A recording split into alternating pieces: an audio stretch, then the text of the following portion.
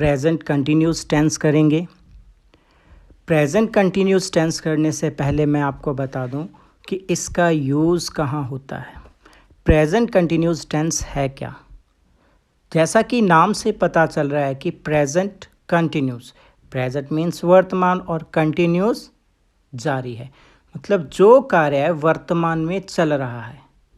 वर्तमान में चल रहा है तो जो काम बोलते समय जारी हो, जो काम बोलते समय जारी हो, ज़रूरी नहीं है कि वो काम आपकी आंखों के सामने चल रहा है। जब आप कहीं पर खड़े हो और आपकी आंखों के सामने काम चल रहा है, वो भी कंटिन्यूस है, प्रेजेंट कंटिन्यूस है। और वो काम जिस टाइम आप उस काम के बारे में बोल रहे हैं और वो ऑन प्रोग्रेस है, वो भी प्रेजेंट कंटिन्यूस है। जैसा कि इसके यूज़ में बताया मैंने कि प्रेजेंट कंटिन्यूस टेंस का यूज़ कैसे करेंगे। फर्स्ट लाइन में देखिए मैंने इसका यूज़ लिखा है, और यूज़ कहाँ होता है? An action on progress at the time of speaking. ज़्यादातर इसको ऐसे कहा जाता है, प्रेजेंट कंटिन्यूस को समझाने के लिए ये बताया जाता है कि जो काम आंखों के सामने चल रहा है या वर्तमान में चल रहा है वो प्रेजेंट कंटिन्यूस टेंस है। लेकिन सही मायने में इसका यूज़ होता है कि बोलते समय जो कार्य जारी है, चाहे वो यहाँ पर हो रहा है, आपकी आंखों के सामने हो रहा है या कहीं भी हो रहा है, लेकिन जिस समय उस काम के बारे में बात हो रही है, वो काम चल रहा है, तो वो प्रेजेंट कंटिन्यूस टेंस है। आगे होगी बात समझ। अब देखिए ये तो था इसका यूज़। आपको ये याद नहीं रखना है कि रहा है, रही है, रहे हैं आता है, क्योंकि हिंदी में कोई सेंटेंस नहीं आते हैं जब आप टेंस का टॉपिक करते हैं। तो इसके बाद हम याद रखेंगे इसका पैटर्न। कोई भी ऐसा काम जो आपने बताना है कि बोलते समय जारी है, उसके लिए पैटर्न जो फॉलो करेंगे आप, एफर्मेटिव का पैटर्न लिखा है मैंने, subject plus is am are, first form of verb, ING और ऑब्जेक्ट। देखिए इज एम आर आप सब्जेक्ट के नंबर और पर्सन के अकॉर्डिंग लगाएंगे। सब्जेक्ट सिंगुलर है तो इज आएगा, प्लूरल है तो आर आएगा, और आई के साथ एम आता है। अब देखिए मैंने आपको लास्ट वीडियो में प्रेजेंट सिंपल टेंस जब करवाया था, उसमें मैंने ये बताया था कि आपको सिर्फ एफर्मेटिव का पैटर्न याद रखना है, सारे के सारे पैटर्न याद नहीं रखने हैं। बाकी पैटर्न आप खुद तैयार कर सकते हैं, क्योंकि किसी भी सेंटेंस को अगर आप नेगेटिव में चेंज करना चाहते हैं तो आप हेल्पिंग वर्ब के बाद और वर्ब से पहले नॉट लगा देते हैं, तो वो सेंटेंस नेगेटिव हो जाता है। कहने का मतलब तीसरे नंबर पर अगर आप नॉट लगा देंगे तो वो सेंटेंस नेगेटिव हो जाएगा। और इंटेरोगेटिव सेंटेंस के लिए जो उस सेंटेंस की हेल्पिंग वर्ब है वो सामने आ जाएगी। तो ये तीनों पैटर्न बड़ी इजीली हो जाएंगे। तो अगर आपको प्रेजेंट कंटिन्यूस टेंस के सेंटेंस को फॉर्म करना है, सेंटेंस बनाना है, तब आपको इस पैटर्न की ज़रूरत पड़ेगी। अदरवाइज इस पैटर्न की ज़रूरत आपको नहीं पड़ेगी, क्योंकि आपको मैं ईज़िली इसकी पहचान बता देता हूँ कि आप कैसे पहचान करेंगे कि ये प्रेजेंट कंटिन्यूस टेंस है। देखो मैंने आपको लास्ट वीडियो में भी बताया था कि कुछ टाइम वर्ड होते हैं, कुछ एडवर्बियल्स होते हैं जो देखकर हमें पता चल जाता है कि ये प्रेजेंट कंटिन्यूस टेंस है। जैसे कि प्रेजेंट कंटिन्यूस टेंस के कुछ एडवर्बियल्स मैंने यहाँ लिखे हैं। At this time, now, at this moment, at present, these days, continuously, constantly, nowadays. ये टाइम वर्ड है। अगर किसी सेंटेंस में इनमें से कोई एक टाइम वर्ड यूज़ हुआ है तो वो प्रेजेंट कंटिन्यूस टेंस है।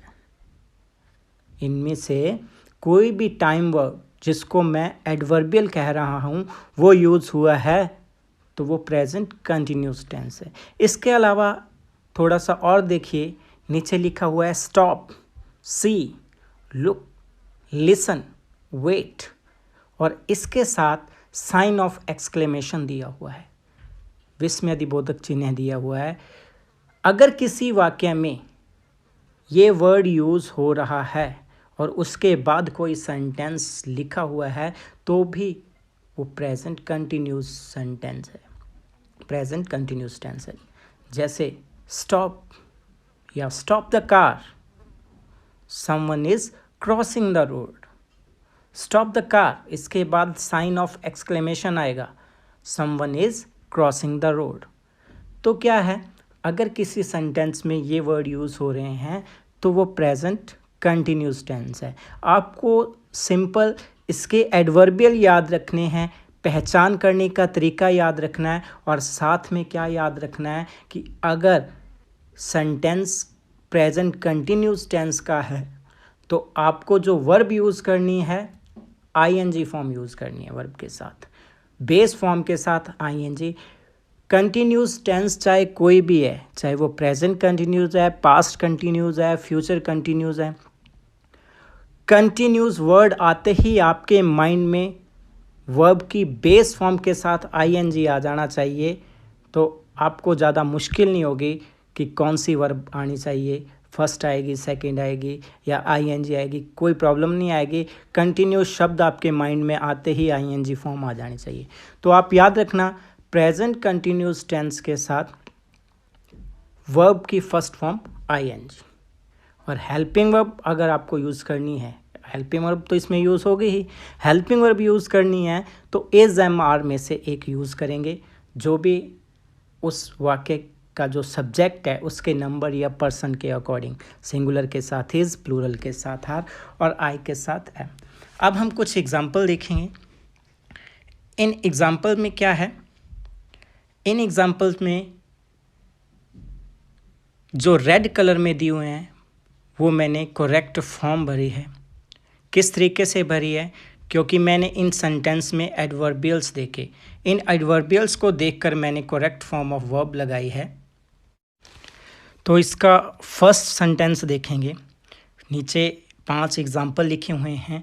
फर्स्ट सेंटेंस देखेंगे, फर्स्ट सेंटेंस में लिखा है कि he is not going outside now A days.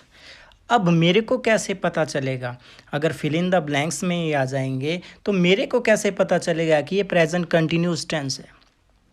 तो इसके लास्ट में देखिए लिखा हुआ है नाउ अ डेज, और एडवर्बियल में मैंने नाउ ए डेज वर्ड आपको लिखवाया है। नाउ ए डेज से मुझे पता चला कि ये प्रेजेंट कंटिन्यूस टेंस है, और जब मुझे ये पता चल गया कि ये प्रेजेंट कंटिन्यूस टेंस है तो मेरे माइंड में इज एम आर और वर्ब के साथ आईएनजी आ जाएगा। तो मैंने फिल इन द ब्लैंक में इज एम आर और आईएनजी लगा दिया। वाक्य नेगेटिव है तो तीसरे नंबर पर नॉट आ जाएगा, ये तो मैंने आपको बताया है। तो इस तरीके से क्या है, सबसे पहले तो मुझे सेंटेंस की पहचान करनी है कि वो सेंटेंस है कौन सा। उसके बाद पहचान करने के बाद मैंने हेल्पिंग वर्ब और करेक्ट फॉर्म ऑफ वर्ब लगानी है। सेकंड सेंटेंस में देखिए एट दिस टाइम लिखा हुआ है। एट दिस टाइम से मुझे पता चल गया कि ये प्रेजेंट कंटिन्यूस टेंस है, तो मैंने is am are I N G का यूज़ कर लिया। सेंटेंस क्या है, are you waiting for someone at this time. इसमें एट दिस टाइम जो है वो टाइम वर्ड है जिससे मुझे पता चला कि ये प्रेजेंट कंटिन्यूस टेंस है।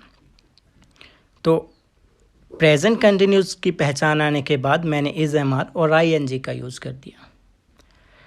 थर्ड सेंटेंस में आप देखिए लिसन के साथ साइन ऑफ एक्सक्लेमेशन है, और मैंने ये आपको बताया था कि ऐसा वर्ड आ जाए और साथ में साइन ऑफ एक्सक्लेमेशन आ जाए तो वो प्रेजेंट कंटिन्यूस टेंस होता है। तो मुझे पहचान आ गई इससे। Listen the birds are chirping, पक्षी ज़्यादा हैं इसलिए आर लगाया और चिर्प का चिर्पिंग हो जाएगा। इस तरीके से फोर्थ सेंटेंस है we are attending class now. इसमें टाइम वर्ड नाउ है। नाउ का मतलब अब मतलब कंटिन्यूस। कौन सा कंटिन्यूस? Present continuous. नाउ से पता चल गया कि ये प्रेजेंट कंटिन्यूस है, इसलिए मैंने helping verb is am are और मेन वर्ब फर्स्ट के साथ आई एन जी लगाया। ये ग्रीन कलर में जो लिखा हुआ है ना, सिर्फ आपको पहचान करने के बाद इसको यूज़ करना है। एडवर्बियल से सेंटेंस की पहचान हो जाएगी और उसके बाद आपको करना क्या है, सेंटेंस कौन सा है ये पता चलेगा एडवर्बियल से, और करना क्या है ये ग्रीन कलर में लिखा हुआ है। वर्ब आईएनजी फॉर्म और helping verb is am are. अब चलते हैं हम अपने लास्ट सेंटेंस की तरफ। इसमें देखिए लास्ट के 2 वर्ड दिए हुए हैं these days. These days means इन दिनों। दीज डे अगर दिया हुआ है तो ये भी प्रेजेंट कंटिन्यूस टेंस है। इस दीज डेज से मुझे पता चला कि ये प्रेजेंट कंटिन्यूस टेंस है और इसलिए मैंने क्या किया, इसमें हेल्पिंग वर्ब शी के साथ इज़ का यूज़ किया है और वर्ब के साथ आईएनजी फॉर्म का यूज़ किया है। तो पांचों के पांचों सेंटेंस में सेम पैटर्न फॉलो हो रहा है। आपको सिर्फ एडवर्बियल्स याद रखने हैं। अगर आपको एडवर्बियल्स याद हो जाते हैं तो करेक्ट फॉर्म ऑफ वर्ब में आपको कोई प्रॉब्लम नहीं आने वाली। एक तो इसका यूज याद रखिए कि यूज़ कहाँ पर करना है और दूसरा एडवर्बियल याद रखिए। और मोस्टली आप कोई भी क्वेश्चन पेपर उठा के देख लेना, टेंस के या करेक्ट फॉर्म ऑफ वर्ब के जो सेंटेंस दिए होते हैं उसमें एडवर्बियल दिया होता है जो आपको पहचान करवा देता है कि ये कौन सा टेंस है। उम्मीद है कि आपको ये वीडियो अच्छा लगा होगा और इसी तरह के वीडियो आपके चैनल पर, आपके यूट्यूब पर प्राप्त करने के लिए आप इस चैनल को सब्सक्राइब कीजिए। धन्यवाद।